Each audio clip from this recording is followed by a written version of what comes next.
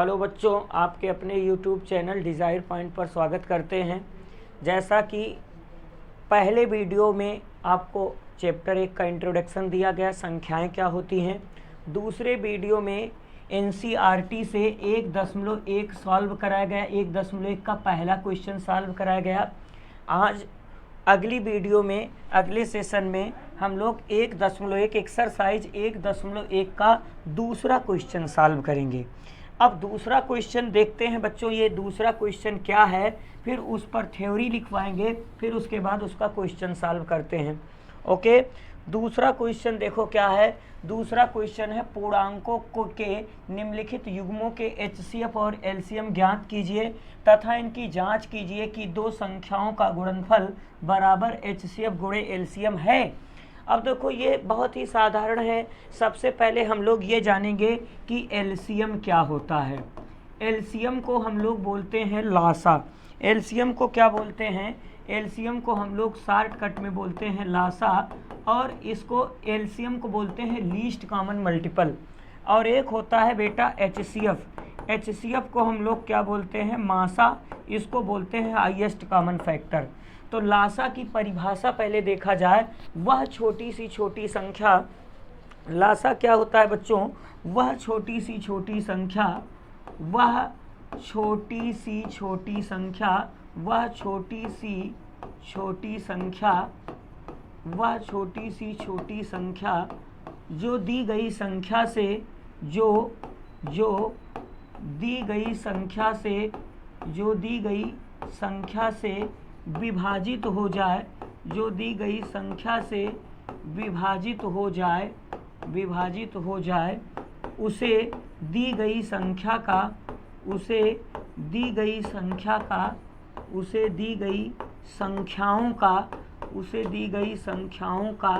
लासा कहते हैं।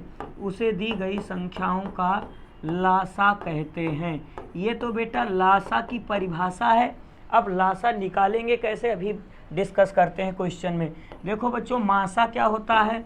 वह बड़ी से बड़ी संख्या, वह बड़ी से बड़ी संख्या, वह बड़ी से बड़ी संख्या जो दी गई संख्या को, जो दी गई संख्याओं को विभाजित कर दे, जो दी गई संख्याओं को विभाजित कर दे, जो दी गई संख्याओं को विभाजित कर दे, जो दी गई संख्याओं को विभाजित कर दे, उसे दी गई संख्या का मासा कहते हैं। उसे दी गई संख्याओं का मासा कहते हैं।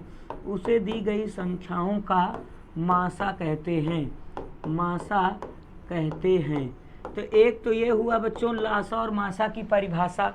फिर आगे इसमें हम कुछ और समझाने चल रहे हैं कि लासा, मासा और दी गई संख्याओं में संबंध क्या होता है।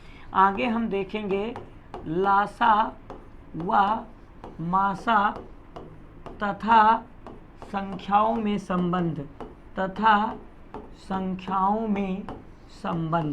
देखो ये बड़ा बढ़िया है ना। इसमें आप लोग कुछ अच्छा सीखने को पाओगे बच्चों।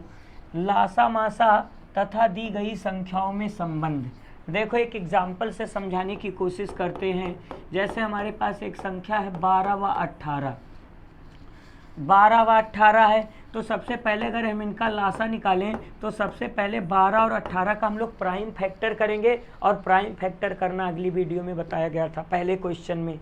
तो इसका गुणनखंड करो बेटा। इसका 2 2 जा 4 3 जा 12, इसको लिख सकते हो 2 3 जा 6 3 जा 18 होगा, 3 दूना 6 3 का 18 होगा। अब बात करते हैं मासा। तो मासा का मतलब जो दोनों में उभयनिष्ठ हो। दोनों में क्या उभयनिष्ठ है बेटा? 2 यहाँ है, 2 यहाँ है, लिया जाएगा। 2 यहाँ है, यहाँ नहीं है, छोड़ देंगे। 3 यहाँ है, यहाँ है, लिया जाएगा, और इसका मल्टीप्लाई कर देंगे, 6 होगा। अभी मासा की परिभाषा बताई गई थी, वह बड़ी से बड़ी संख्या जो दी गई संख्याओं को विभाजित कर दे, उसे मासा कहते हैं। जैसे देखो 3 जो है बेटा इन दोनों संख्याओं को डिवाइड कर दे, 6 दोनों संख्याओं को डिवाइड कर दे रहा कि नहीं? 6 का डिवीजन 12 में करोगे, 18 में करोगे, डिवाइड कर देगा। ओके, फिर बात करते हैं बेटा लासा की।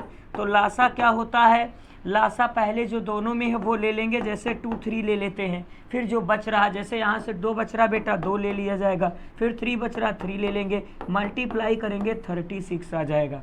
तो लासा मासा आ गया। अब देखो संबंध क्या होता है, संबंध ये है संख्याओं का गुणनफल करो, संख्याओं का गुणनफल करो, संख्याओं का गुणनफल करो।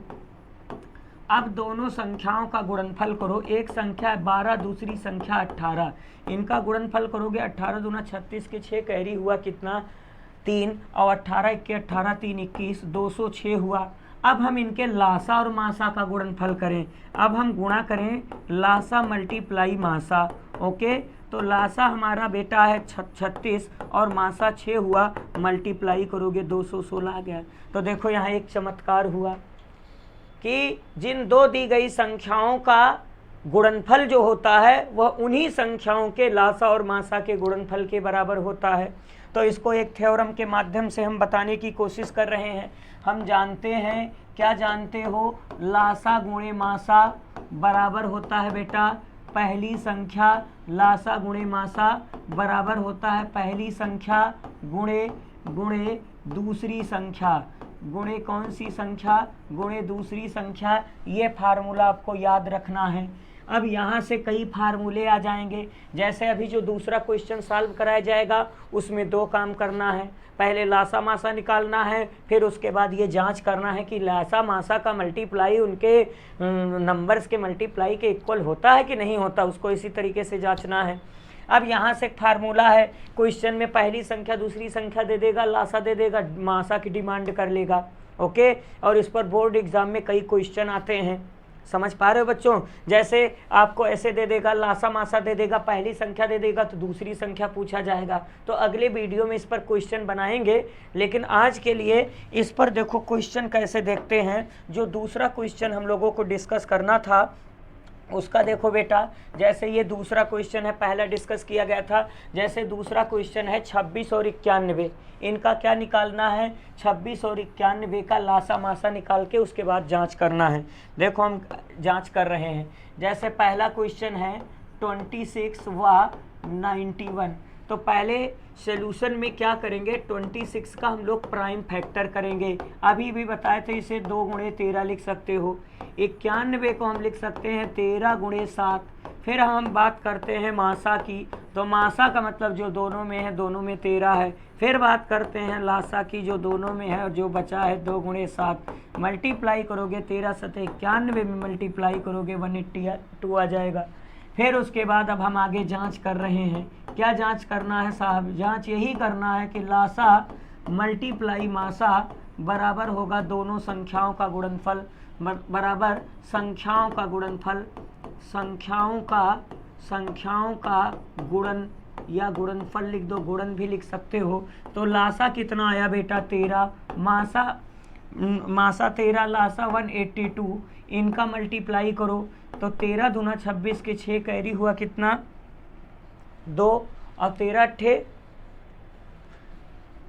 104 में 2 और जोड़ेंगे 6, 10 हुआ, 13 10 23, 23 66 आ गया। अब संख्याओं का गुणनफल करें, संख्याओं का गुणनफल, संख्याओं का गुणनफल। तो संख्याओं का गुणन करें तो एक संख्या है आपकी 26 और दूसरी संख्या है 91, मल्टीप्लाई करोगे 23 66 इसका भी आएगा। तो आज देखो दोनों इक्वल हैं कि नहीं। तो अतः हमारा क्या प्रूफ हुआ, हमारा ये हुआ कि HCF मल्टीप्लाई LCM बराबर ये हो गया संख्याओं का गुणनफल, बराबर क्या हुआ, संख्याओं का गुणन बराबर ये हो गया। तो ये पहला क्वेश्चन बेटा देखो कंप्लीट हुआ। समझ में आ रहा बच्चों। यहाँ पर आपको क्या करना है, 26 और 91 का पहले LCM निकालना है, फिर HCF निकालना है। देखो इसका LCM क्या आया 182 आया, HCF क्या आया 13 आया। फिर जांच किया गया, कैसी जांच करनी है, LCM मल्टीप्लाई HCF बराबर नंबर्स का मल्टीप्लाई। ओके, फिर देखो पहले ये लासा मासा का मल्टीप्लाई किया गया, फिर ये आया, फिर उसके बाद संख्याओं को मल्टीप्लाई किया गया, दोनों इक्वल होंगे। चलो अगला क्वेश्चन की अगर हम बात करें तो दूसरा क्वेश्चन है 5010 और 92। इसको देखो 5010, दूसरे क्वेश्चन को हम सॉल्व करते हैं तो ये है 5010 है कि 510 है, इसका है 510 और 92 है बच्चों, 510 व 92 है। तो पहले 510 का फैक्टर करो, देखो ऐसे कर लो, 510 का 2 से कैंसिल करो तो 2 दूना 4, 2 पंचे 10, 2 पंचे 10, फिर 5 से का 50 25, 5 एक्के 5, फिर 3 से काटो तो 17 3 51, फिर 17 से कैंसिल करोगे तो इसका फैक्टर हो जाएगा 2 × 5 इंटू 3 इंटू कितना हो जाएगा 17। फिर 92 का करते हैं तो यहाँ पर बेटा आप लोग 92 का भी कर सकते हो। 2 से कैंसिल करोगे 2 4 जा 8, 2 6 जा 12, फिर 2 से करो 2 2 जा 4, फिर यहाँ से 23 हो गया, बड़ा खतरनाक है। फिर उसके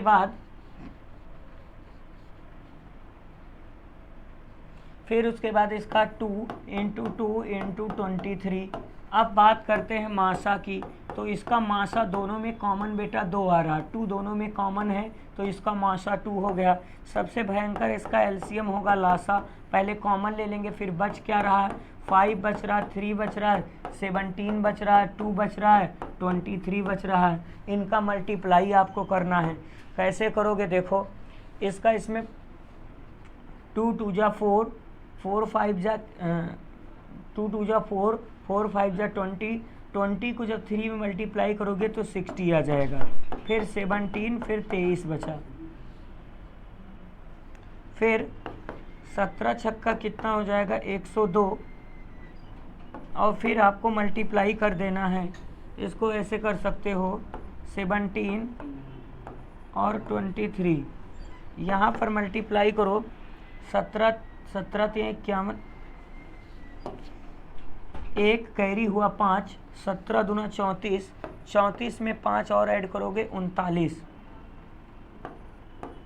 फिर उसके बाद 60 आ गया, मल्टीप्लाई करोगे 6 1 जा 6, 6 9 54, 4 कैरी हुआ 5 और 6 3 18, 18 5 23, इतना आ गया। उसके बाद ये एलसीएम और एचसीएफ आ गया। फिर उसके बाद आपको जांच कर लेना चाहिए। जांच ऐसे करोगे, पहले एलसीएम का मल्टीप्लाई करोगे, एलसीएम मल्टीप्लाई एचसीएफ, तो मल्टीप्लाई कर लेना एलसीएम एचसीएफ का, और संख्याओं का मल्टीप्लाई कर देना, संख्याओं का मल्टीप्लाई कर देना, संख्याओं का गुणन कर देना है, और ये दोनों इक्वल होंगे। समझ में आया बच्चों? जैसे अगले क्वेश्चन की बात करते हैं, तो अगला जो क्वेश्चन है वो आपके लिए होमवर्क है। समझ में आया? अगला क्वेश्चन आप लोग इसे सॉल्व करोगे और सॉल्व करके इसका आंसर जांच करोगे। बाकी जो तीसरा क्वेश्चन होगा उसे हम अगली वीडियो में ले आएंगे। ओके बच्चों, आज के लिए इतना ही। थैंक यू, धन्यवाद।